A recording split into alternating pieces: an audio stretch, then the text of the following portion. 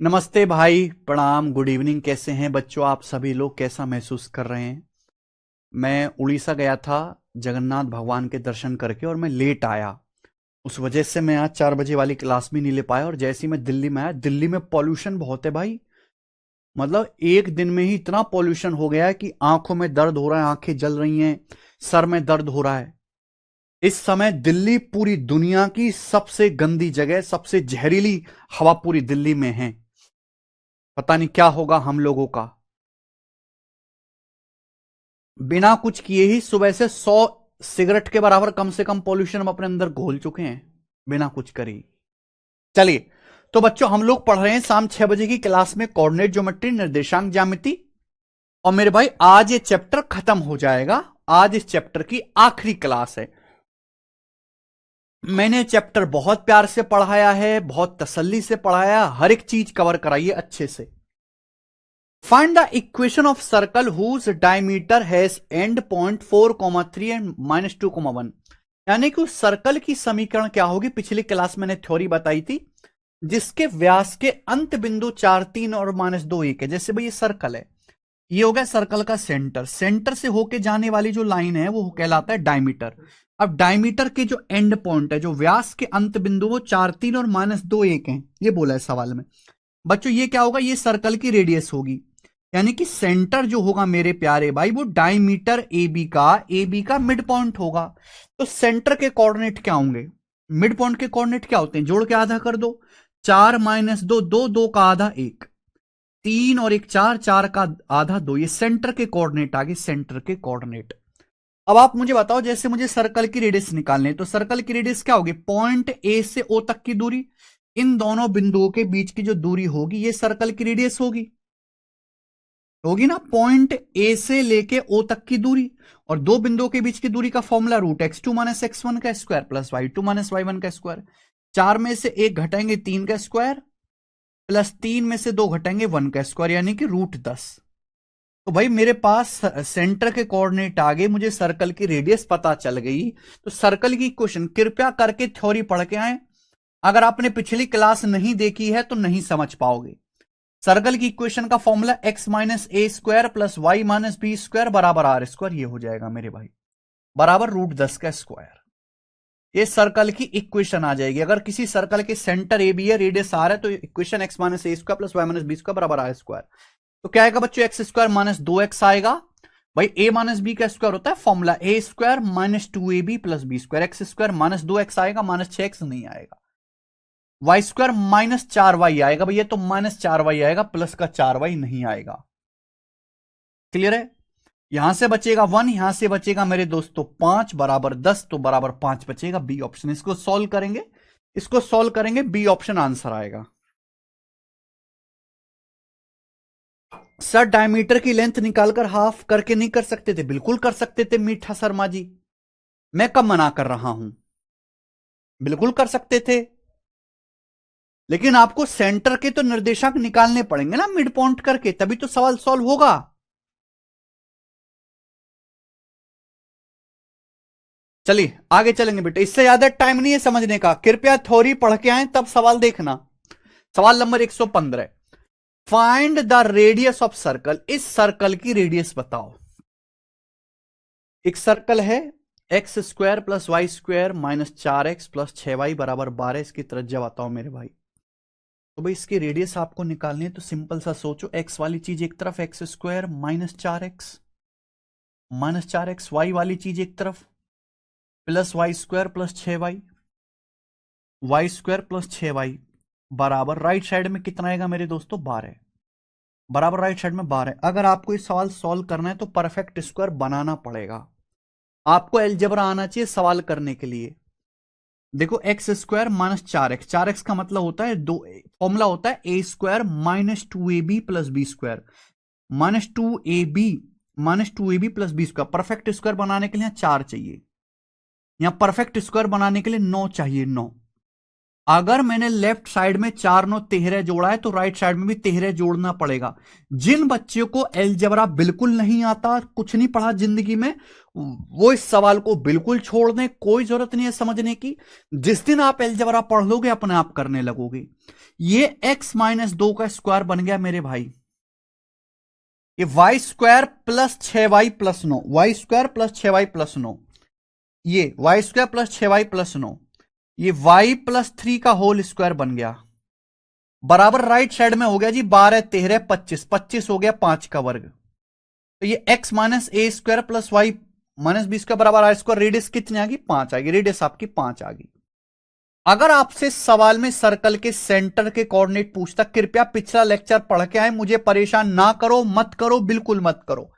x minus a square plus y minus b square, x minus a की जगह 2 लिखा हुआ है, y माइनस बी की जगह -3 लिखा हुआ है, तो ये सेंटर के कोऑर्डिनेट आ जाएंगे 2 और -3, ये सेंटर के कोऑर्डिनेट आ जाएंगे।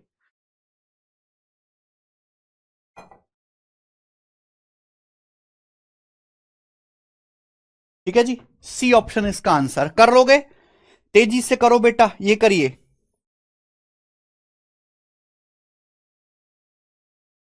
कौन करेगा बच्चों?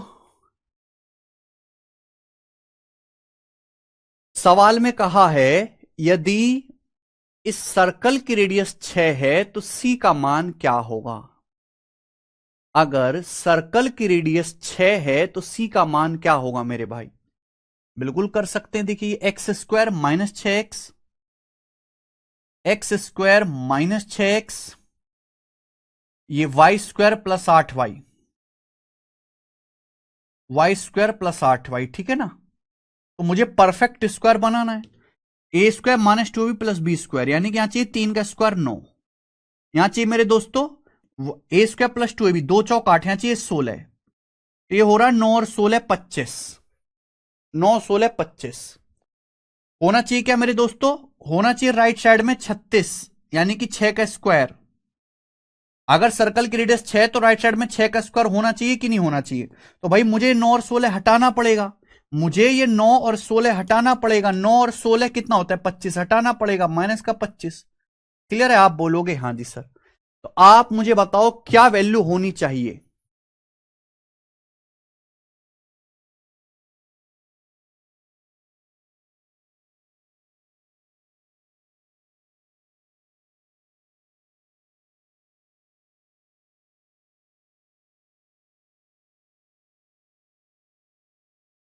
कुछ गड़बड़ कर दी क्या मैंने?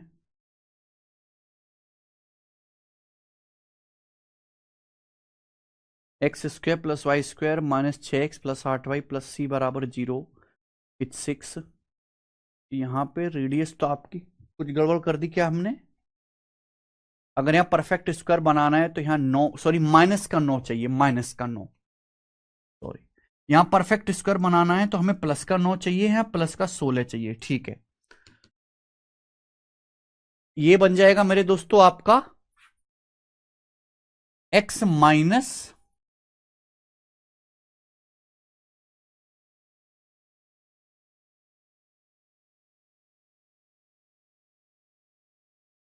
कुछ गड़बड़ है क्या? यदि circle x square plus y square माना 6x plus 8y plus c बराबर 0 की त्रिज्या 6 है तो सी का मान ज्ञात कीजिए। इस सर्कल की रेडियस 6 है तो बनना चाहिए x minus a square plus y minus b square बराबर आर स्क्वायर बनना चाहिए मेरे भाई। तो यानी कि सर्कल की जो इक्वेशन होगी वो ये बनेगी x माइनस 3 का स्क्वायर प्लस y प्लस 4 का स्क्वायर बराबर राइट साइड में 36 प्लस 25 61, ये बनेगा मेरे भाइयों। ये बनेगा कि नहीं बनेगा? ये सर्कल की इक्वेशन होनी चाहिए, लेकिन आपसे सर्कल की इक्वेशन थोड़ा ना पूछिए, आपसे तो पूछा यहां पे सर्कल की रेडियस कितनी होनी चाहिए। अच्छा मैंने अगर यहां पे 25 घटाया है तो इधर भी तो 25 घटाऊंगा, सॉरी नहीं, पर ये तो x square minus 6x y square plus 8y, और मुझे ये 9 और 16 चाहिए। 9 यहां, सॉरी यहां पे 25 भी तो घटाना पड़ेगा ना, 25 25 कट जाएगा सॉरी आपका, सॉरी ये माइनस का 25 आएगा यहाँ पे, माइनस का 25 हम भूल गए, तभी तो मैच नहीं कर रहा था ये। ठीक है जी, तो यानी कि मेरे प्यारे भाई सी की वैल्यू जो आ जाएगी वो माइनस का 11 आ जाएगी। सी की वैल्यू कितनी आ जाएगी? माइनस का 11।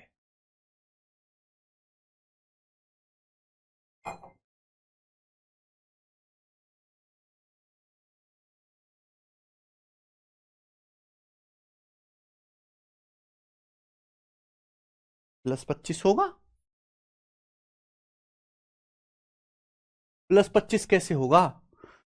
देखो दोस्तों, आपसे पूछा इस सर्कल की रेडियस 6 है, तो सी का मान क्या है? x² + y² -6x + 8y + c = 0। मैं आपको फिर से बता देता हूं, सर्कल की रेडियस 6 होनी चाहिए, तो रेडियस कैसे आएगी? x² -6x और ये आपका y² + 8y, y² + 8y plus c बराबर 0। ठीक है, आप बोलोगे हां सर मुझे परफेक्ट स्क्वायर बनाना है। परफेक्ट स्क्वायर बनाने के लिए 9 जोड़ना पड़ेगा, यहां पे 9 जोड़ना पड़ेगा 9, और यहां मेरे दोस्तों परफेक्ट स्क्वायर बनाने के लिए 16 ऐड करना पड़ेगा, 16। सही है, आप बोलोगे हां जी सर। अगर मैंने 9 और 16 25 ऐड किया तो यहां 25 घटाना पड़ेगा, 25 मुझे घटाना पड़ेगा, घटाना पड़ेगा। आप बोलोगे हां जी सर। सही है, आप बोलोगे हां सर एकदम सही है। तो ये हो जाएगा x-3 का स्क्वायर प्लस y + 4 का स्क्वायर बराबर, अगर मैंने 9 16 25 जोड़ा तो 25 ये उधर चला जाएगा, बराबर 25 - सी, बराबर 25 - सी। वही तो मैं कह रहा हूं, आप समझ नहीं रहे, 25 - सी। अब सर्कल की रेडियस 6, अगर सर्कल की रेडियस 6 है तो राइट साइड में क्या बनना चाहिए? ये 6 का स्क्वायर आना चाहिए कि नहीं आना चाहिए? आप बोलोगे हां जी सर 6 का स्क्वायर आना चाहिए। अगर भाई सर्कल की इक्वेशन क्या होती है? सर्कल की इक्वेशन होती है x - a का स्क्वायर प्लस y - b का स्क्वायर बराबर r²। तो भाई साहब पहले आपको ये बुद्धि लगानी पड़ेगी कि मुझे परफेक्ट स्क्वायर बनाना है। 9 जोड़ा है 16 जोड़ा, 9 16 25 जोड़ा तो 25 घटा है, इसको उधर लेंगे c - 25 को, राइट साइड में आना चाहिए 6 का स्क्वायर, तभी तो सर्कल की रेडियस 6 होगी। अगर ये 6 का स्क्वायर बनेगा तो c की वैल्यू कितनी आएगी भाई? 25 - 36 माइनस का 11। सी की वैल्यू आएगी 25 - 36 माइनस का 11, और इसका आंसर बी ऑप्शन है, बी। समझ में आ गया? ठीक है, आसान सवाल है ये, बताइए बच्चों, करो। सवाल है .2, 3 से इस सर्कल तक टेंजेंट की लंबाई बताओ। .2, 3 से सर्कल x² + y² + 4 तक की टेंजेंट बताओ। जैसे मेरे दोस्तों आपकी एक्सिस है, ये आपकी एक्स एक्सिस है, ये आपकी वाई एक्सिस है मेरे भाई, ध्यान सुनेगा, और ये सर्कल है, दिस इज सर्कल। ये जो सर्कल है x² + y² बराबर 4, इस सर्कल का जो सेंटर होगा वो ओरिजिन होगा। थोड़ा सा दिमाग लगाइए, बोला .2, 3 से सर्कल की टेंजेंट की लंबाई बताओ। सर्कल की रेडियस क्या होगी? 2, सर्कल की रेडियस होगी 2। बताओ .2, 3 क्या होगा? .2, 3 यहां पे होगा, ये .2, 3 होगा इस तरीके से। अब बोला इस पॉइंट से सर्कल की टेंजेंट बताओ। टेंजेंट मतलब अगर मैं यहां से एक लाइन खींचू जो सर्कल को ऐसे टच करती हो जाए एक पॉइंट पे, ये आपसे पूछा है, जो सर्कल को एक ही पॉइंट पे टच करती हुई जाए, बताइए। ये है भाई साहब, करो बच्चों।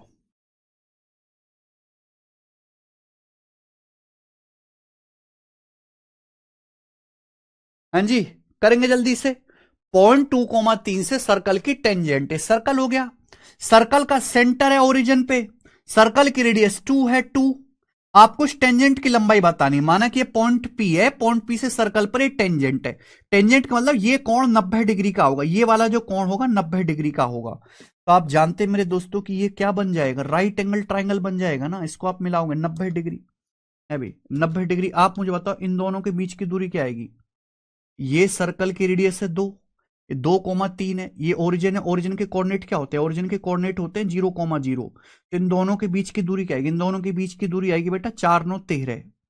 ये √13 है, 2 है, तो ये टेंजेंट कितनी आ जाएगी? 3। ये 3 आ जाएगी, 3 सवाल का आंसर है, ए ऑप्शन 3।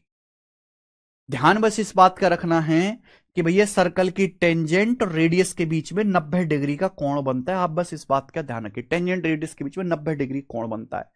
सर्कल की रेडियस यहाँ पे 2 है, ये पॉइंट 2,3 है, इनके बीच की दूरी x2 minus x1 square plus y2 minus root 13, ये 2 है, पाइथागोरस से 3 आ जाएगा। पाइथागोरस थ्योरम लगानी है। 2 आंसर नहीं है, सवाल का आंसर 3 है।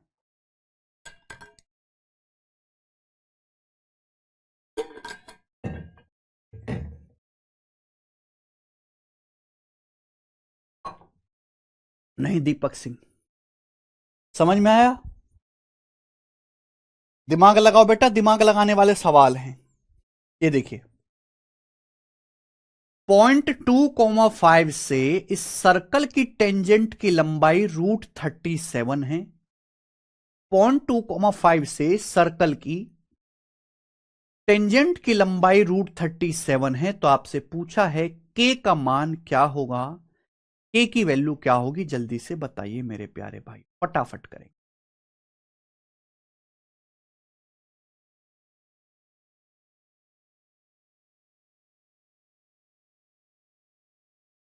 करे जल्दी से, सवाल नंबर 118 करो, जल्दी करो।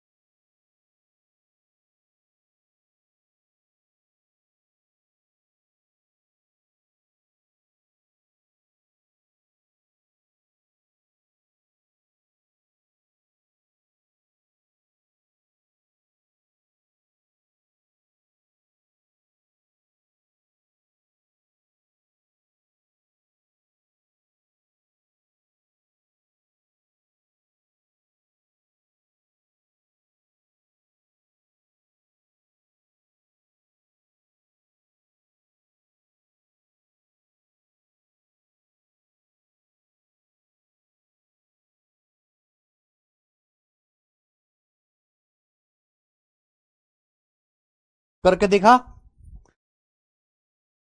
भाई साहब, जितने हल्का आप सवाल समझ रहे हो उतना हल्का सवाल नहीं है ये वाला। 117 और 118 दोनों ही टफ क्वेश्चन है, टफ। देखो ध्यान सुनिएगा, मैं आपको कॉन्सेप्ट बता दे रहा हूं या शॉर्टकट बता दे रहा हूं, इसमें बताना ही पड़ेगा, हालांकि मैं इग्नोर कर रहा था। चलिए कि भाई बच्चों को ना रटना पड़े, पर रटना पड़ेगा मेरे दोस्त, ध्यान सुनिएगा। Length of tangent, length of tangent, length of tangent from point P,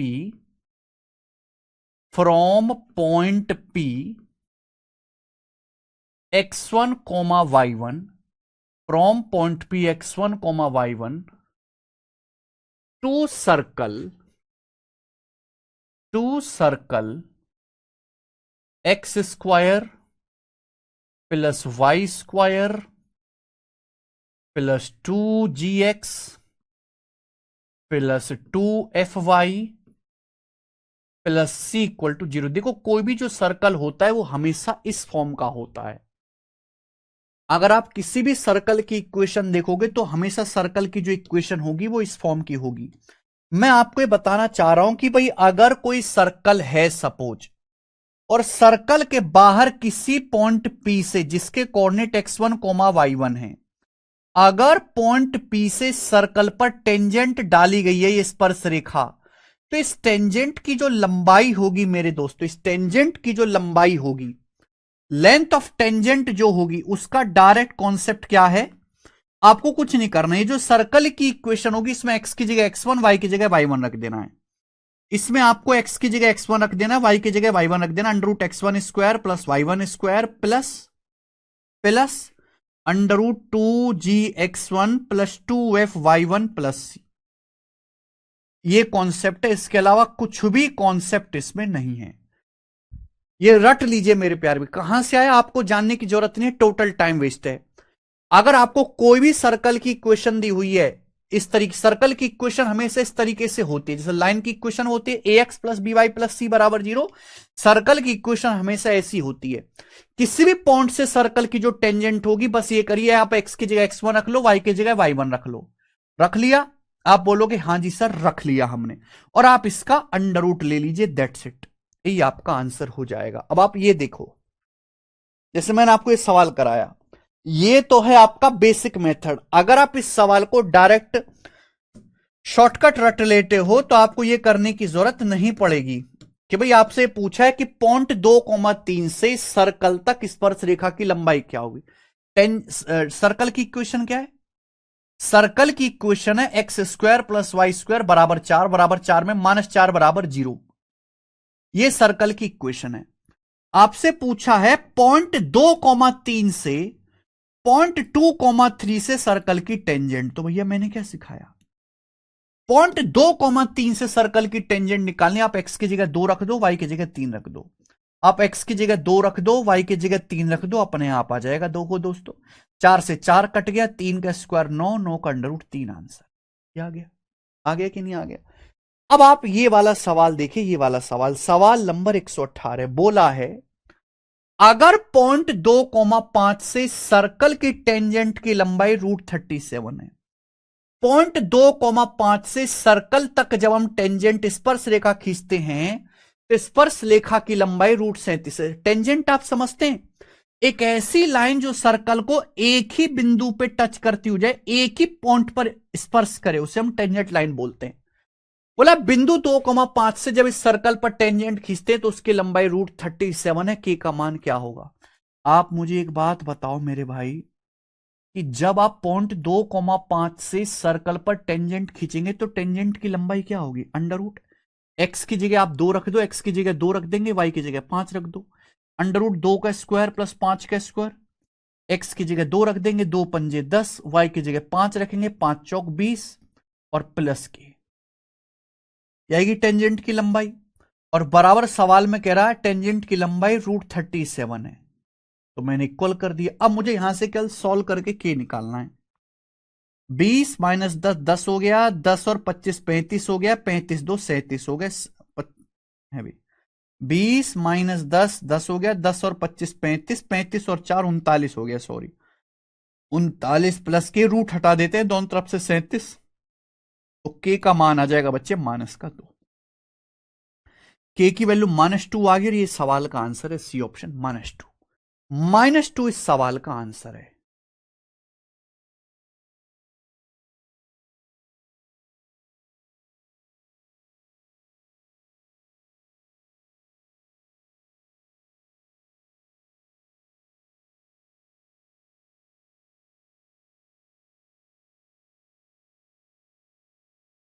ठीक है बच्चों, समझ में आ गया?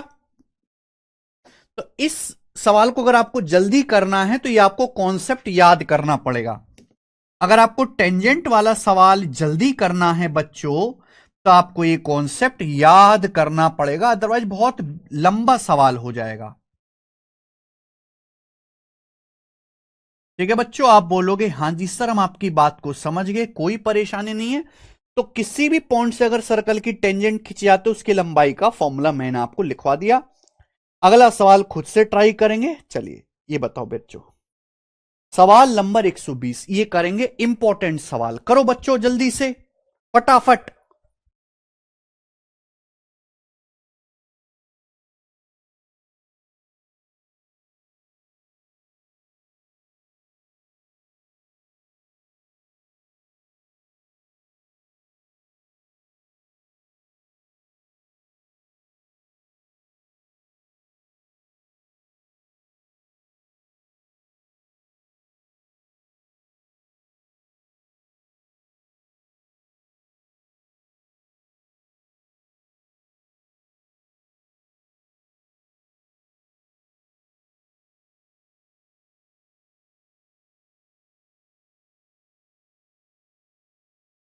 करो बच्चों।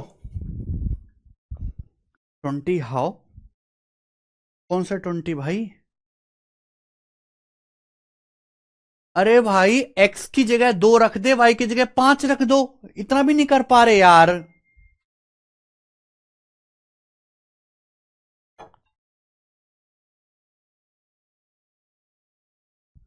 पता नहीं कैसे बालक हो, बिल्कुल छोटे बच्चे बन गए हो। जल्दी करे भाई, इतना टाइम कहां है, फटाफट जल्दी करना है तो भैया। अगर आपको जल्दी चैप्टर निपटाना है तो जल्दी पढ़ने की आदत डालनी पड़ेगी।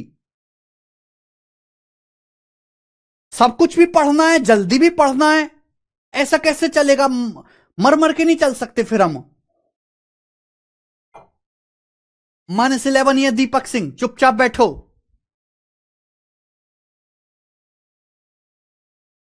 आपके सामने दो सर्कल की इक्वेशन दी है, पूछा इनकी total number of common tangent कितनी है, इन दोनों सर्कल की कितनी कॉमन टेंजेंट पॉसिबल है।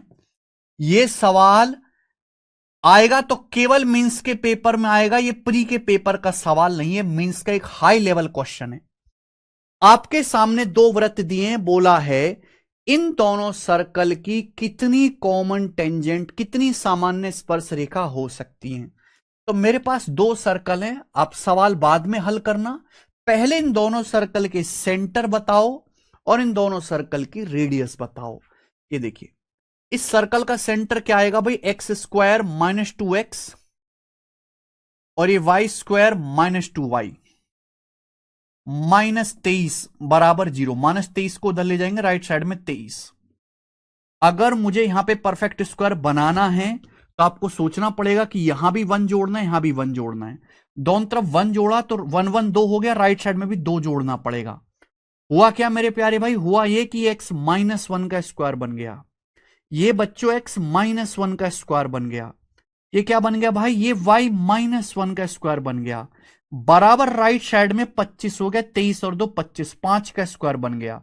तो मैं ये कह सकता हूं कि सर्कल का सेंटर 1 1 है, 1 1, और इसकी जो रेडियस है वो 5 है, इस सर्कल की जो रेडियस है 5 है। समझ में आया? आप बोलोगे इस सर्कल का सेंटर को मैं C1 नाम देता हूं, इस सर्कल का सेंटर 1 1 है, सेंटर के coordinate x -a² + y -b² बराबर है इसको, रेडियस इसकी 5 है। ऐसी दूसरा सर्कल देखो, अगर हम दूसरे सर्कल को ध्यान से देखें, इसकी रेडियस और इसका सेंटर क्या है, तो भाई ये हो जाएगा x² -12x plus y square minus 26y बराबर 1 y² माइनस 26y। ये आपका 141 उधर चला जाएगा, माइनस का 141। ठीक है जी, आप बोलोगे हाँ सर। फॉर्मूला होता है a² minus 2ab plus b²। 2 छिक्का 12, 6 का स्क्वायर 36 चाहिए परफेक्ट स्क्वायर बनाने के लिए। यहां क्या चाहिए, यहां चाहिए y² माइनस 26। 2ab होता है ना फॉर्मूला, 26 का मतलब 13 दूनी 26। ठीक है भाई, तो 13 का स्क्वायर 169 चाहिए परफेक्ट स्क्वायर बनाने के लिए। तो 169 प्लस 36 कितना आ गया मेरे प्यार भी, 190 और 15 205। तो यहां पे 205 ऐड कर देते दोनों तरफ, लेफ्ट साइड में राइट साइड में। 169 प्लस 36 205, 205 लेफ्ट साइड में राइट साइड में ऐड कर दे। क्या बन गया बच्चों, ये बन गया x माइनस 6 का स्क्वायर प्लस y माइनस 13 का स्क्वायर बराबर राइट साइड में क्या हो गया भी, 205 में से 141 घटाएंगे 64, 64। 205 में से 141 घटाएंगे 64, 64 मतलब 8 का स्क्वायर, 8 का स्क्वायर आ गया। तो मैं ये कह सकता हूं इस सर्कल का सेंटर क्या है, इस सर्कल का सेंटर है 6,13। मेंस का पेपर क्लियर करना है तो इससे सवाल जल्दी जल्दी करने पड़ेंगे। रेडियस कितनी है, 8, 8। ठीक है, तो मेरे पास 2 सर्कल हैं, दोनों सर्कल के मुझे सेंटर पता है, दोनों सर्कल की मुझे रेडियस पता है। लेकिन सवाल यह है इन दोनों सर्कल की कितनी टेंजेंट पॉसिबल है, कितनी कॉमन टेंजेंट हो सकती हैं। आप मुझे बताओ दोनों सर्कल के सेंटर के बीच की दूरी क्या होगी, C1 C2 क्या होगा। अगर 2 सर्कल हैं, पहले सर्कल का सेंटर 1,1 है, दूसरे का 6,13 है, तो दोनों के सेंटर के बीच की दूरी क्या होगी, अंडर रूट 2 पॉइंट के बीच की दूरी under root x2 minus x1 square plus y2 minus y1 square. 6 minus 1 5 का स्क्वायर, 13 माइनस 1 12 का स्क्वायर। तो 5 12 13 ट्रिपलेट होता है, तो दोनों के सेंटर के बीच की दूरी आ गई 13। अब आप देखो इसकी रेडियस 5 है, इसकी रेडियस 8 है। आप बताओ दोनों सेंटर के बीच की जो दूरी है, क्या दोनों सर्कल की रेडियस के सम के बराबर नहीं आ गई। भाई दोनों सेंटर के बीच की दूरी है 13, पहले सर्कल की रेडियस 5 है, दूसरे की 8 है, 5 प्लस 8 13, यानी कि स्पेशल केस बन गया। अगर किसी केस में 2 सर्कल के सेंटर के बीच की दूरी रेडियस के सम के बराबर है, तो 2 सर्कल कैसे होंगे। अगर 2 सर्कल हैं भाई, एक सर्कल ये हो गया, एक सर्कल ये हो गया, इनके सेंटर के बीच की दूरी रेडियस का सम है, तो दोनों सर्कल ऐसे होंगे।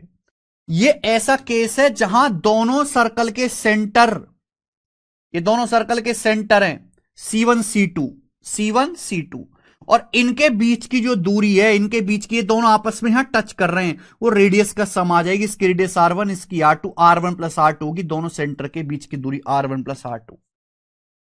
अगर 2 सर्कल के बीच की दूरी C1 C2 उनकी रेडियस के योग के बराबर है, तो 2 सर्कल एक दूसरे को बाहर से एक्सटर्नली टच कर रहे हैं। इस केस में दोनों सर्कल की 3 टेंजेंट होंगी। एक टेंजेंट ऐसे खिंच जाएगी, दोनों को टच कर रही है लाइन, ये लाइन दोनों को टच कर रही है, और ये लाइन दोनों को टच कर रही है। यही 3 ऐसी लाइन है मेरे प्यारे भी जो दोनों को टच कर रही है। तो इस सवाल का आंसर आ जाएगा 3, इस सवाल का आंसर 3 आ जाएगा। 3 कॉमन लाइन पॉसिबल हैं जो दोनों सर्कल को टच करेंगी, 3 ही लाइन संभव है जो दोनों को टच करेंगी।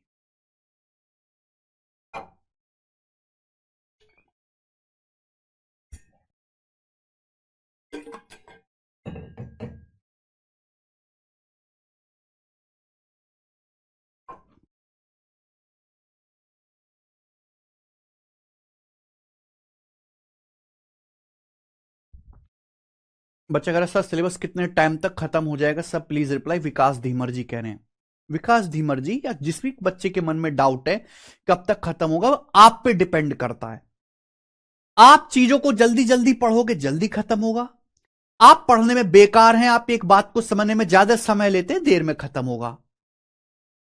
आप चाहते हो जल्दी खत्म हो, तो अपनी पढ़ने की स्पीड को 3 गुना कर दो। जहां हम 1.5 घंटे की क्लास में आपको 15-20 सवाल करवा पाते हैं, आप दिमाग को ऐसे विकसित करो कि आप 40 सवाल समझने की आदत हो जाए आपकी, जल्दी खत्म होगा। अगर आपको सब कुछ पढ़ना है, हर एक टाइप पढ़ना है, बेसिक भी पढ़नी है, केवल प्री प्री पढ़ के अपने आप को पागल नहीं बनाना, मेंस भी पढ़ना है, मेंस के सवाल भी करने हैं, साथ साथ मेंस के सवाल भी करने हैं। तो भैया 10 महीने लगेगा, 10 महीने कम से कम लगेगा। सुन लीजिए आप।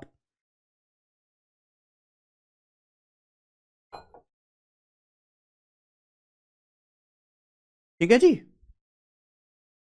अगर आपको प्री प्लस मेंस सब कुछ पढ़ना है, हर एक टाइप करना है।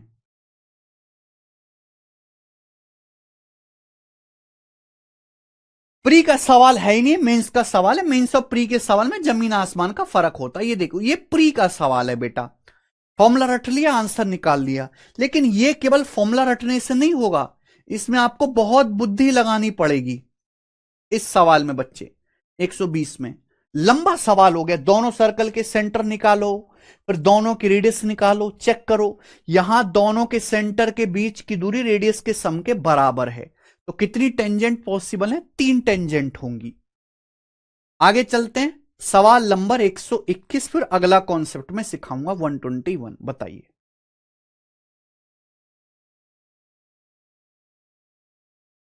सवाल यह है, आपके सामने दो लाइन हैं, सॉरी एक लाइन और एक सर्कल है। बोला है इनके प्रतिच्छेदन बिंदु क्या हैं। यह सवाल एनटीपीसी के पेपर में आया है, करो।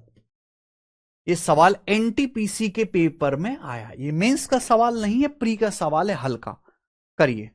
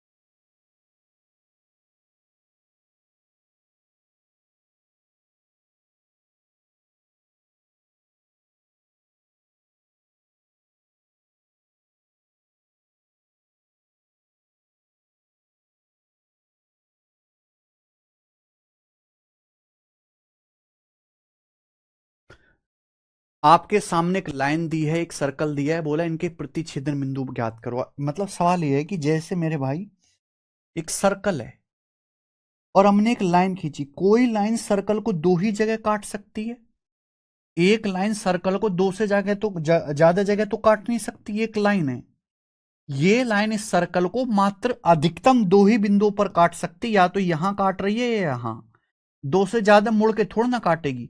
तो आपसे ये पूछा है कि भैया हमने एक लाइन दे दी, एक सर्कल दे दी, इनका इंटरसेक्शन पॉइंट क्या होगा? A B. या तो आप इन दोनों इक्वेशन को सॉल्व करो, सॉल्व करना बड़ा मुश्किल काम है। सॉल्व करने का मतलब यहां से x का मान निकाल के यहां पे रखो, यहां से x का मान निकालो। x का मान क्या आएगा बेटा? 3y प्लस 10 बराबर 4। x की वैल्यू आ गई इस लाइन से।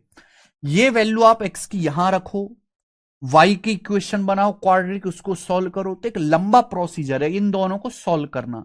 या फिर सीधा ऑप्शन से देखो, भाई x का मान है 3y प्लस 10/4, ये वैल्यू यहां पे उठा के रखो, x की जगह रखो, इक्वेशंस बनेगी द्विघात समीकरण, उसको सॉल्व करो। लंबा तरीका है। या ऑप्शन से देखो, जो ऑप्शन सेटिस्फाई कर रहा है वो आंसर है।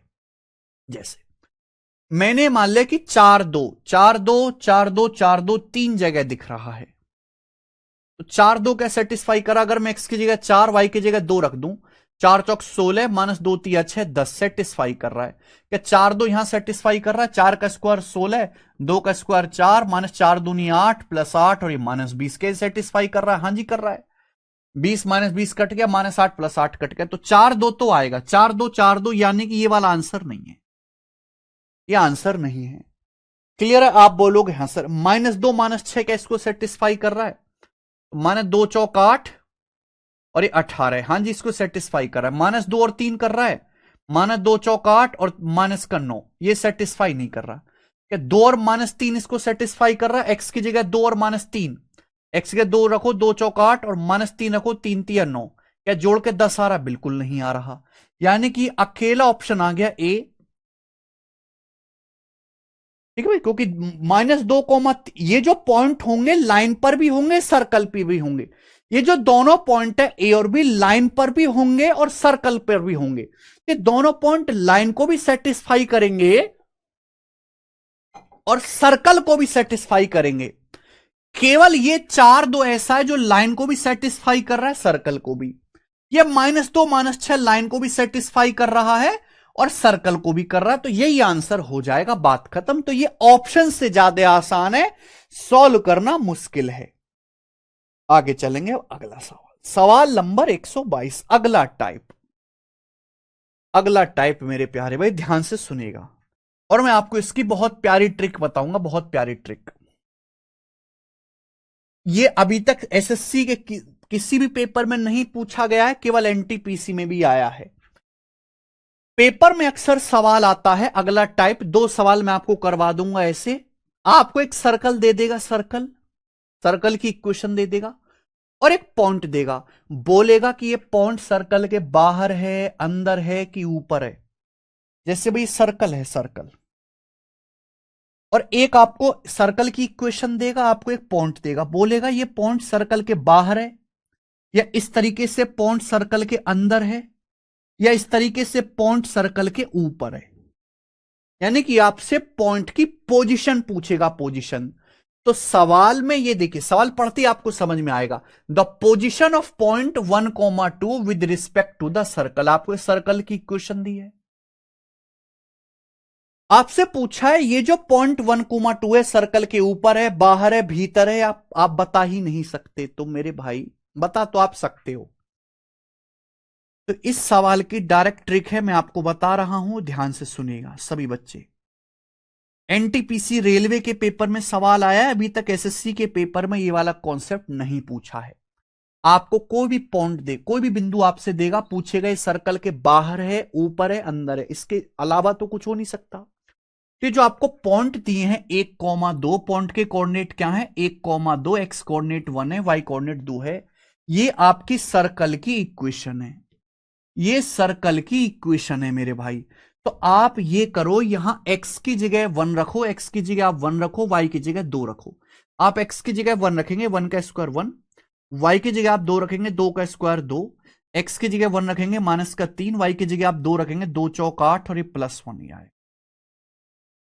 तो हो गया बेटा 4, एक 5 और एक 6। 6 में से 11 घटाएंगे -5, ये -5 नेगेटिव आ गया बच्चों, आ गया कि नहीं आ गया? 4 एक 5, -3 2, 2 और 1 3, 3 -8, -5, -5 आ गया। अगर ये निगेटिव आ जाता है बेटा, निगेटिव, तो पॉइंट सर्कल के अंदर होगा, अंदर। ये बिंदु सर्कल के अंदर होगा, इस तरीके से। ये सर्कल है, पॉइंट सर्कल के अंदर होगा। अगर मेरे दोस्तों पॉजिटिव आ जाता है, पॉजिटिव, तो पॉइंट सर्कल के बाहर होगा, बाहर। और अगर ये 0 आ जाता है तो पॉइंट सर्कल के ऊपर होगा। बस सवाल सॉल्व। ये बेस्ट ट्रिक है करने की मेरे दोस्तों। आपको यहां बराबर 0 को भूल जाओ, इससे कोई मतलब नहीं, केवल यहां पे ध्यान दो।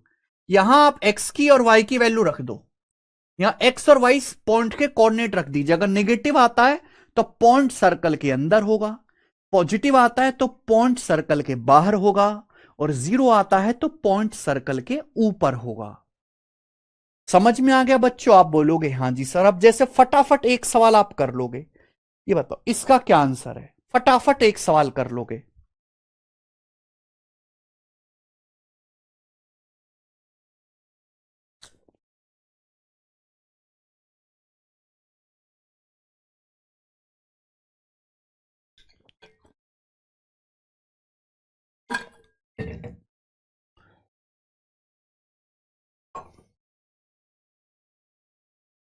पूरा सॉल्व कैसे करेंगे? 121 क्वेश्चन भाई बता तो दिया, पूरा सॉल्व कैसे करेंगे यार, कितनी बार बताऊं? इन दोनों का इंटरसेक्शन पॉइंट निकालना, इनको सॉल्व करना है भैया। तो यहां से x का मान क्या आएगा, x का मान आएगा 3y प्लस 10/4। ये x की वैल्यू आ गई। ये x की वैल्यू उठा के यहां रख दो, सर्कल में x का मान रख दो, x का मान। एक क्वाड्रेटिक इक्वेशन बनेगी, y को सॉल्व करो, y की मान आ जाएगी तो भैया आप फिर x का मान निकालोगे, तब सॉल्व होगा। चलिए ये बताओ बच्चों, सवाल नंबर 123 फटाफट।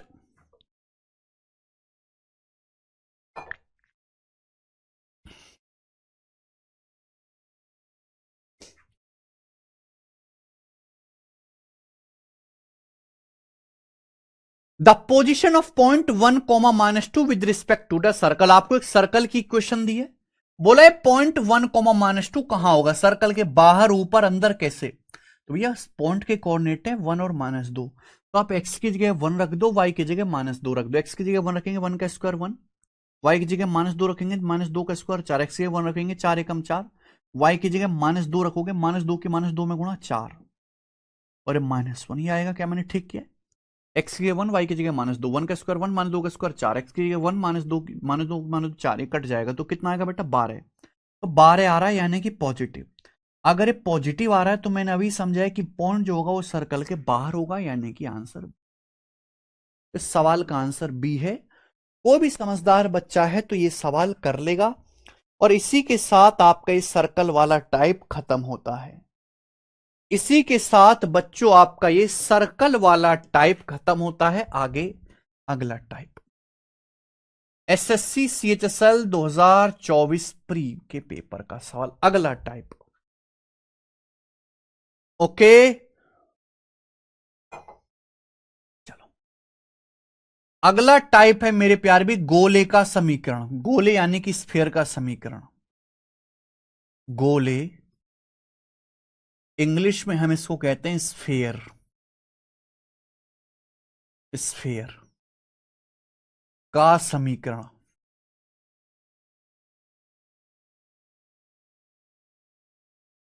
बात बताएं, आपके सिलेबस में है कोऑर्डिनेट ज्योमेट्री 2D यानी कि 2 डायमेंशन, पर अगर आपने 12वीं क्लास पढ़ी हो तो वहां कोऑर्डिनेट ज्योमेट्री होता है 3D, 3 डायमेंशन कोऑर्डिनेट ज्योमेट्री होती है।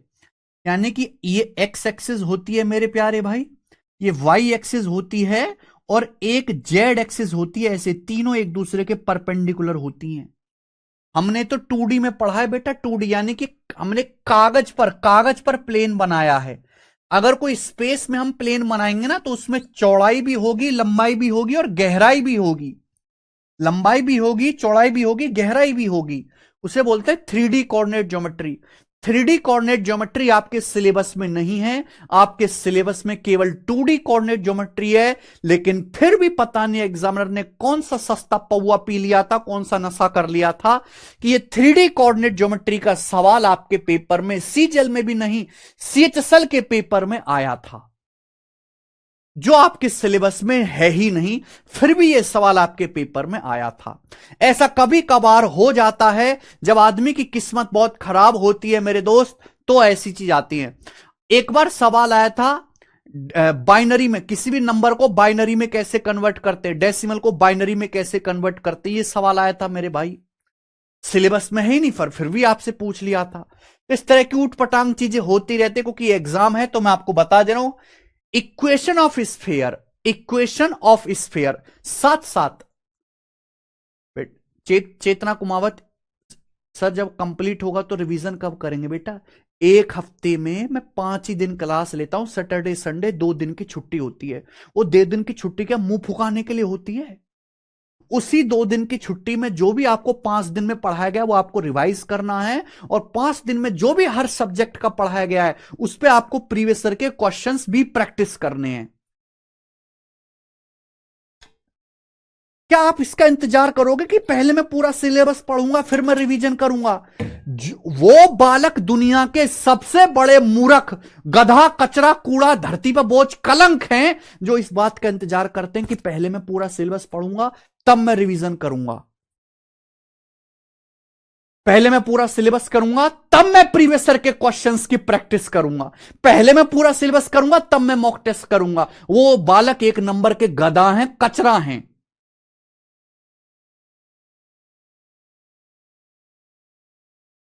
7 दिन में से कोई टीचर 5 दिन ही पढ़ाता, चाहे मैथ, चाहे इंग्लिश, चाहे रीजनिंग या जीएस। 2 दिन की छुट्टी होती है। 2 दिन की छुट्टी में आपको रिवीजन भी करना है, पीवाईक्यू भी करना है। सर घर का काम भी करते, भाड़ा में गए घर के काम, मुझे मतलब नहीं घर के काम से तुम्हारे। उन्हीं 2 दिनों में आपको करना है, इंतजार नहीं करना। समझ में आया कि नहीं?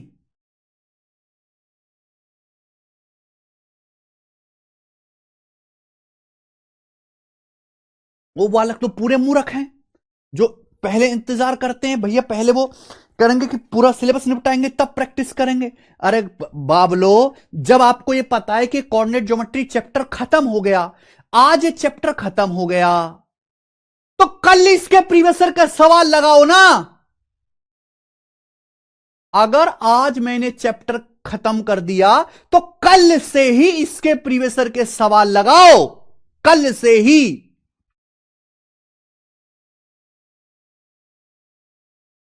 प्रीवियसर के सवाल कहां से लगाओ? चाहे तो आप पीडीएफ डाउनलोड कर लो, चाहे मेरे दोस्तों आप कोई किताब खरीदो, चाहे हमारी वेबसाइट से लगाओ, लेकिन करने पड़ेंगे। आपको घर का काम है, घर में कोई काम करने वाला नहीं है, तो बेटा ये आपकी समस्या है। फिर आप अपनी नींद कम करो। आपको तो उस बच्चे से, ऐसे बालक भी तैयारी कर रहे हैं जिनकी स्कूलिंग बहुत बढ़िया है, जो गए 10,000 रुपए महीने वाली फीस में पढ़ने पहली क्लास, ऐसे बच्चे वो भी तैयारी कर रहे हैं जिनके घर पे कोई काम नहीं है, जो 5 दिन पढ़ते हैं, सैटरडे संडे प्रैक्टिस करते हैं, रिवीजन करते हैं। उससे कंपटीशन करना है ना।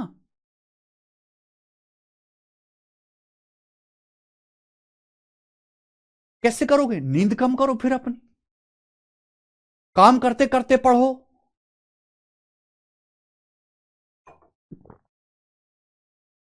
बताओ। हवा में सपने मत देखो, हवा में सपने मत देखो कि मैं तो सैटरडे, मुझे तो 2 दिन की छुट्टी मिली है। तुम्हारी कोई छुट्टी नहीं है। सैटरडे संडे की छुट्टी हमारी है, हम लोगों की। टीचर की छुट्टी है, वो अपनी फैमिली के साथ जाएगा, फिल्म देखेगा, कामकाजी आदमी है।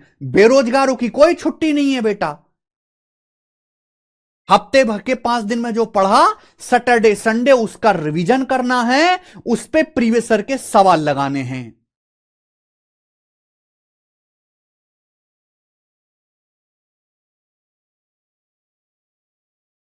चलो, तो देखो ये सवाल आउट ऑफ द सिलेबस है जो आपके पेपर में पूछा गया था। अब देखो उस बच्चे को फायदा है जिसने 12वीं में पढ़ा होगा, जिसने नहीं पढ़ा उसके लिए नुकसान है।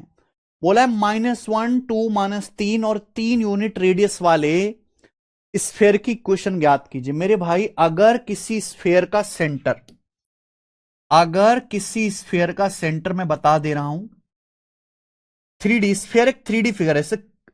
आपकी मम्मी रोटी बनाती है, रोटी, रोटी क्या है? सर्कल। रोटी एक 2D फिगर है। विराट कोहली जिस बॉल से खेलता है, क्रिकेट की बॉल से, वो 3D फिगर है। तब फॉर्मूला पूरे याद है, पर फिर भी सवाल क्यों नहीं बनते अभिषेक?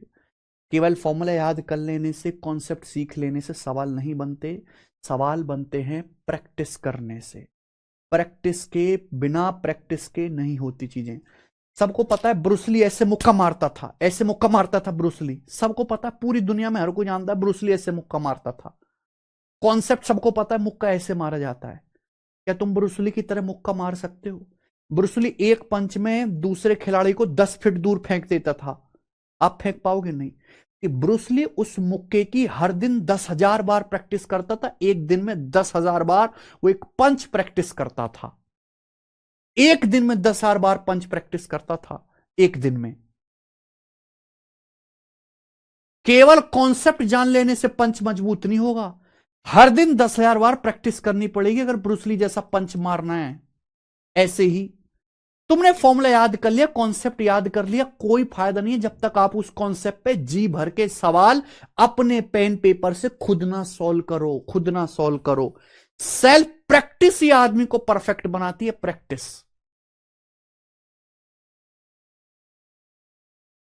लेकिन आप प्रैक्टिस की वैल्यू नहीं समझते। आप प्रैक्टिस की वैल्यू नहीं समझते। आप तो प्रैक्टिस को बहुत हल्की चीज समझते हो। प्रैक्टिस के दम पे गधा रैंक 1 बन सकता है, और बिना प्रैक्टिस के बहुत आईक्यू वाला आदमी भिखारी रह जाएगा, बिना प्रैक्टिस के। सर 2024 पीवाईक्यू कहां से कवर करें यार, तुम्हें कितनी बार बताऊं यार भाई, मैं तो तुम्हें समझा समझा के पागल हो गया। इधर देखिए, ये हमारी एप्लीकेशन है टेस्ट रैंकिंग, ये हमारी वेबसाइट है टेस्ट रैंकिंग। आप में से सब बच्चों ने ये एप्लीकेशन डाउनलोड कर ली टेस्ट रैंकिंग। पूरे भारत में जितना फ्री कंटेंट मैं आपको दे रहा हूं और कहीं नहीं मिल रहा।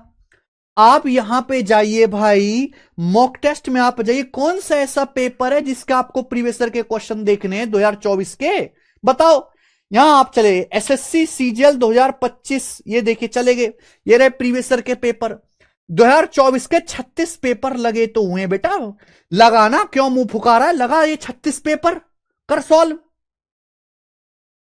अबे तुम्हारे करने में नियत खोट है, तुम्हारे करने में खोट है। मैंने तो डाल दिए 2024 के 36 पेपर।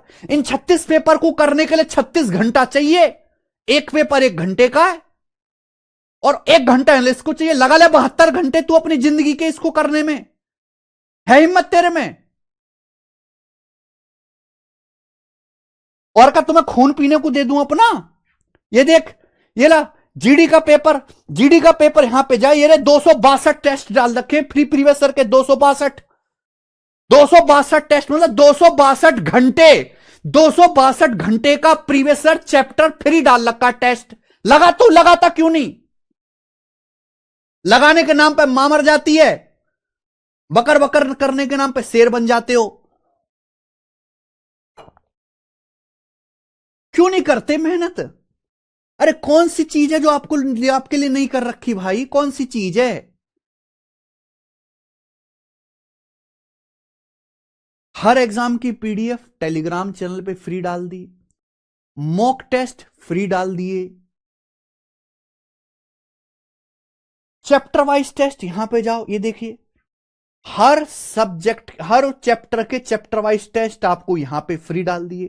जो भी चैप्टर आपने पढ़ लिया लगाओ उसके चैप्टर वाइज टेस्ट। क्यों नहीं लगाते बताइए, किसने रोका है? पूरा सेट मत लगाओ, पर जो चैप्टर हो गए वो चैप्टर वाइज टेस्ट तो लगाओ।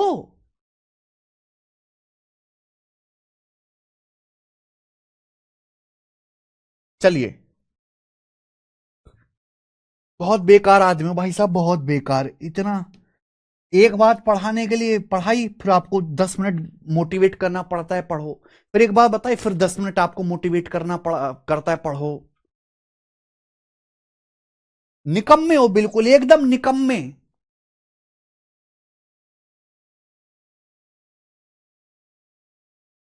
चलिए, अगर किसी स्फीयर के सेंटर ए बी सी हैं, वैसी पॉल्यूशन की वजह से जहरीली हवा ले रहे हैं आज हम लोग,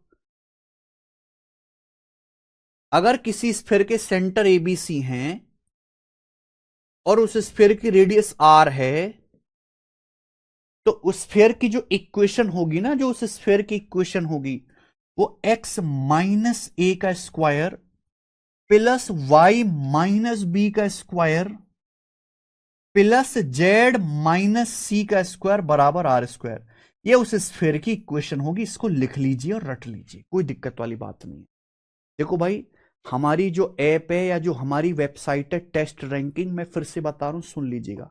हमने अपनी एप्लीकेशन पे और अपनी वेबसाइट पे टेस्ट रैंकिंग पे एसएससी के जितने भी पेपर हैं, CGL, CHSL, CPO, MTS, selection post, stenographer, SSC GD, इन सभी एग्जाम के 2018 से अब तक पिछले 5 साल के प्रीवियस ईयर के क्वेश्चंस जो एज इट इज एग्जाम हुआ है एग्जाम हॉल में, वो फ्री डाल रखा है। फ्री प्रीवियस ईयर के टेस्ट सब इन सभी एग्जाम के फ्री हैं, जिन्हें आप लगाओगे जब आपका सिलेबस अच्छा खासा पूरा हो जाएगा।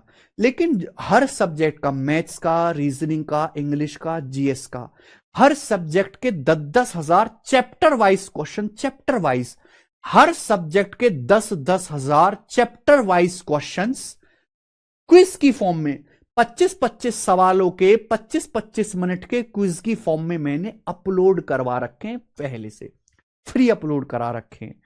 तो भाई इस वहम को बिल्कुल मन से निकाल दीजिए कि आप प्रीवियसर के सवाल कहां से करें।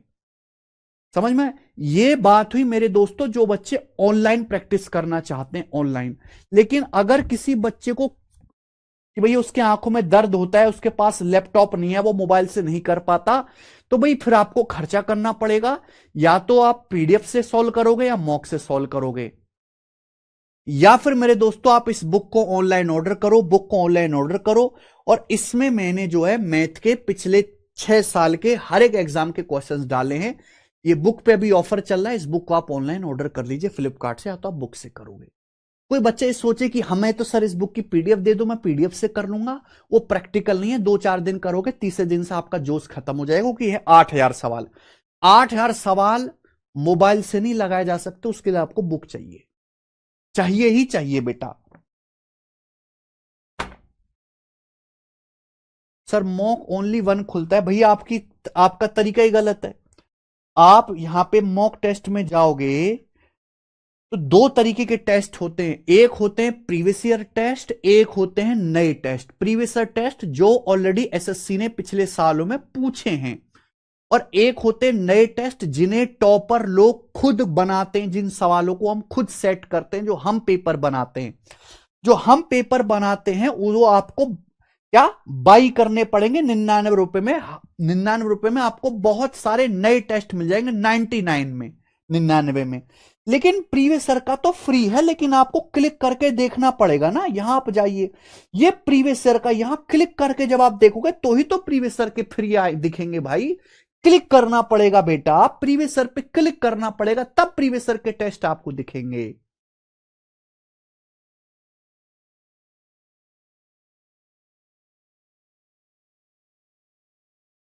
नए टेस्ट में मेरे दोस्तों ये तो आपको 99 में, इनमें भैया खर्चा हुआ है, एक एक सवाल को बनाने में 100-100 रुपए लगता है।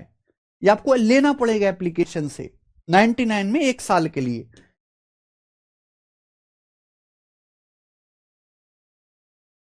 प्रीवियस सर सारा कुछ फ्री है।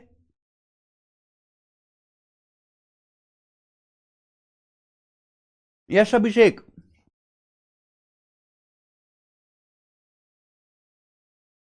चलिए।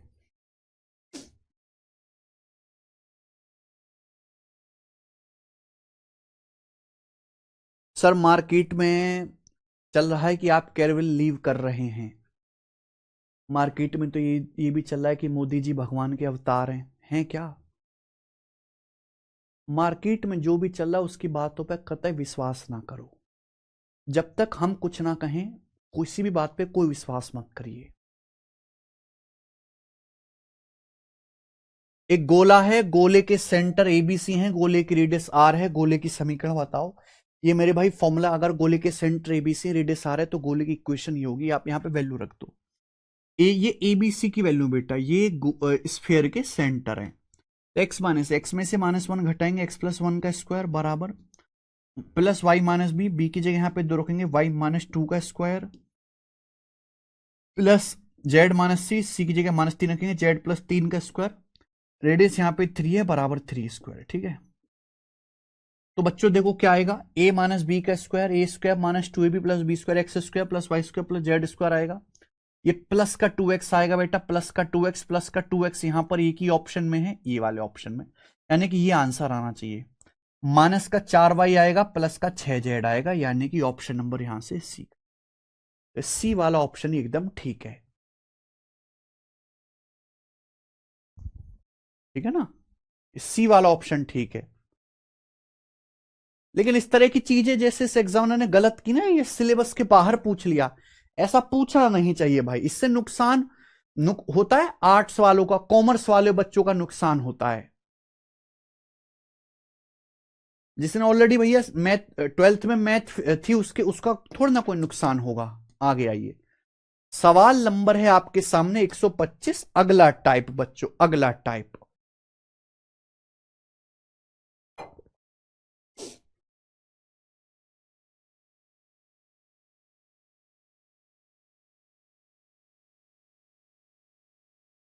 चलिए स्टूडेंट्स, क्वेश्चन नंबर 125। चलो अगला टाइप। अब यहां से जितने भी सवाल है ना बच्चों, मिसलेनियस क्वेश्चन है। नहीं, यहां से जो है वो मिसलेनियस क्वेश्चंस हैं, यानी कि ये किसी टाइप को फॉलो नहीं करते। ओके, कॉन्सेप्ट मैं आपको बताऊंगा, ध्यान से सुनिएगा बच्चों।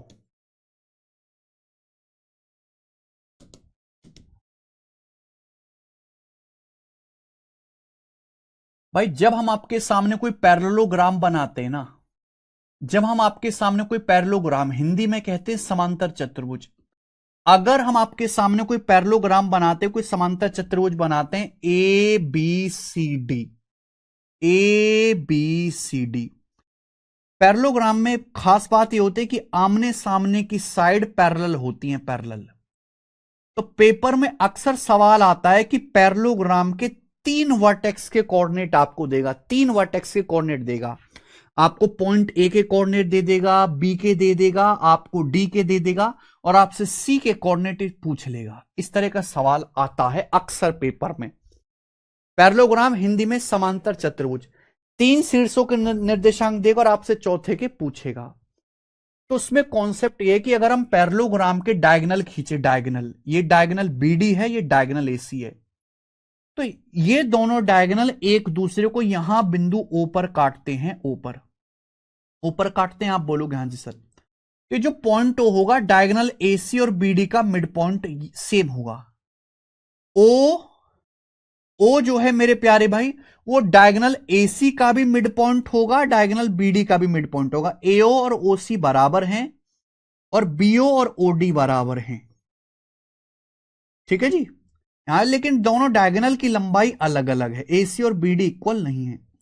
तो यानी कि किसी पैरेललोग्राम के जो डायगोनल हैं एक दूसरे को बाइसेक्ट करते हैं, diagonal bisect each other, diagonal bisect each other. समांतर चतुर्भुज के विकर्ण एक दूसरे को समद्विभाजित करते हैं, एक दूसरे को बाइसेक्ट करते हैं। अगर आप पैरेललोग्राम के डायगोनल खींचोगे विकर्ण, तो देखो ये एसी बड़ा लग रहा है देखने में, बीडी छोटा लग रहा है। आप देखते ही बता सकते हो यार एसी की लंबाई थोड़ी सी ज्यादा लग रही है, बीडी की लंबाई थोड़ी सी कम लग रही है। एसी और बीडी दोनों अलग अलग होंगे, लेकिन जहां ये दोनों डायगोनल काटेंगे, ये एसी का भी मिड पॉइंट होगा और ये बीडी का भी मिड पॉइंट होगा। विकर्ण एसी का भी मध्य बिंदु होगा और ये विकर्ण बीडी का भी मिड पॉइंट होगा। आप बोलोगे हां जी सर बिल्कुल सही, समझ में आया। और मिड पॉइंट निकालते कैसे, एवरेज लेकर, यानी कि जो पॉइंट ए और सी का एवरेज होगा वही बी और डी का एवरेज होगा। जो पॉइंट ए और सी का एवरेज होगा वही बी और डी का एवरेज होगा। एवरेज से एक बात बराबर आती है। अगर मिड पॉइंट सेम होगा, मिड पॉइंट के कोऑर्डिनेट्स कैसे निकालते हैं, एवरेज लेके, एक्स कोऑर्डिनेट का एवरेज ले लो, वाई कोऑर्डिनेट का एवरेज ले लो। एवरेज मतलब जोड़ के आधा कर दो। अगर एवरेज सेम है तो सम भी सेम होगा, यानी कि जो पॉइंट ए और सी को ऐड करके आएगा वही बी और डी को ऐड करने पर आना चाहिए। अगर एवरेज बराबर है तो योग भी बराबर होगा, जो बिंदु ए और सी का योग होगा वही बी डी का भी योग होगा। ये ट्रिक है, ये कॉन्सेप्ट है। अब जैसे आपके सामने सवाल ये आया कि मान लीजिए एबीसी एक पैरेललोग्राम है जिसके पॉइंट एबीसी के कोऑर्डिनेट आपको दिए, एबीसी के। तो पॉइंट ए के कोऑर्डिनेट है भाई यहां पे 1,1, बी के कोऑर्डिनेट है 3,4, सी के कोऑर्डिनेट है -2,8। आपसे पूछा है पॉइंट डी के कोऑर्डिनेट क्या होंगे, डी के कोऑर्डिनेट क्या होंगे, पॉइंट डी के कोऑर्डिनेट क्या होंगे। तो भाई जब आप पैरेललोग्राम खींचेंगे तो आपको ये पता होना चाहिए पैरेललोग्राम में कि ये डायगोनल जो बनेंगे ना एसी और बीडी, एक डायगोनल एसी बनेगा, दूसरा डायगोनल बीडी बनेगा, इनका मिड पॉइंट सेम होगा। अगर मिड पॉइंट सेम है तो यानी कि जो एसी का एवरेज होगा वही बीडी का एवरेज होगा। एवरेज अगर बराबर है तो जोड़ के भी बराबर आना चाहिए, सम भी सेम होना चाहिए। डायगोनल एसी और डायगोनल बीडी का मिड पॉइंट सेम होगा। मिड पॉइंट सेम तभी हो सकता है जब जोड़ के बराबर आए। देखो यहां जोड़ के क्या आ रहा है, 1 और -2, -1 आ रहा है। 1 और एक्स को जोड़ के 1 और -2 -1 आ रहा है। तो 3 और -4, -1 आएगा कि नहीं आएगा। वाई कोऑर्डिनेट जोड़ो, 1 और 8 9 आ रहा है, 1 और 8 9 आ रहा है, तो देखो वाई को जोड़ के 4 और 5 9 आएगा कि नहीं आएगा, 4 5 9। तो डी के जो कोऑर्डिनेट होंगे -4 और 5 आएंगे। ये सबसे आसान तरीका है पूरी दुनिया का करने का।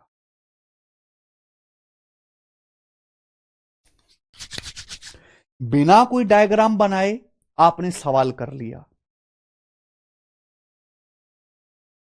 स्मार्ट मेथड है, गजब की ट्रिक है मेरे दोस्तों। चलिए केशव, ये पोल्यूशन से कुछ सर में दर्द सा ना हो रहा, आंखों में दर्द? यार ये तो बहुत गंभीर समस्या है फिर।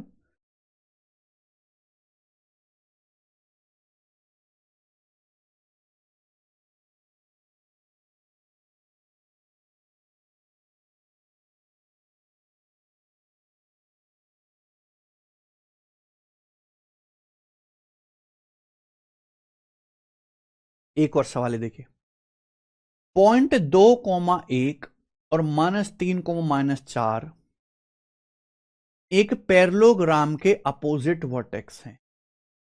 अगर बाकी दो vertex line x + 9y + c = 0 पर हैं, तो c क्या है? बहुत बढ़िया। इस तरीके से मेरे दोस्तों पैरेललोग्राम है। तो बोला है 0.2,1, यानी कि एक पॉइंट तो हो गया 2,1 और दूसरा पॉइंट हो गया -3,-4। ये पैरेललोग्राम के दो अपोजिट वर्टेक्स हैं। और मेरे प्यार में बाकी जो दो वर्टेक्स हैं, बाकी जो दो वर्टेक्स हैं वो इस लाइन पर हैं। बाकी जो दो वर्टेक्स हैं वो किस लाइन पर हैं? वो लाइन x + 9y + c = 0 पर है। तो बाकी जो दो वर्टेक्स हैं वो इस लाइन पर हैं, x + 9y + c = 0। आपसे c की वैल्यू पूछी, तो बच्चों आपको दिमाग लगाना होगा। वही एक पैरेललोग्राम के दो अपोजिट, अपोजिट का मतलब विपरीत, आमने सामने के वर्टेक्स दिए। बाकी के जो दो वर्टेक्स हैं ये वाले, ये इस लाइन पर हैं। इस लाइन की इक्वेशन दी है, सी आपसे पूछा है। तो आपको नहीं पता पैरेललोग्राम के जो डायगोनल हैं वो एक दूसरे को बाइसेक्ट करते हैं। ये जो पॉइंट होगा, इस ये जो होगा इन दोनों का मिड पॉइंट होगा। मिड पॉइंट, मिड पॉइंट के कोऑर्डिनेट जोड़ के आधा कर दो। एवरेज 2 और -3, -1 का आधा -1/2। वाई क्या होगा? 1 और -4, -3 का आधा -3/2। आप बोलोगे हाँ सर ये आएगा, ये मिड पॉइंट के कोऑर्डिनेट होंगे। ये पॉइंट इस लाइन पर भी होगा, ये जो पॉइंट है ये इस लाइन पर भी होगा। तो रख दीजिए x की जगह -1/2, y की जगह -3/2, -3 नाम 27/2 प्लस c = 0। -27 1 -28/2 -14 plus c = 0। तो c का मान 14 आ गया। तो सॉल्व करने पर c का मान 14 आ गया।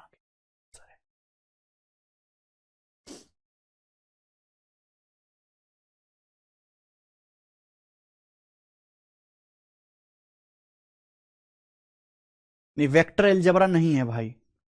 फिर से रिपीट करके देखना सूरज कुमार जी आप। चलो इसी के साथ आज इतना ही, बाकी कल ये खत्म है लग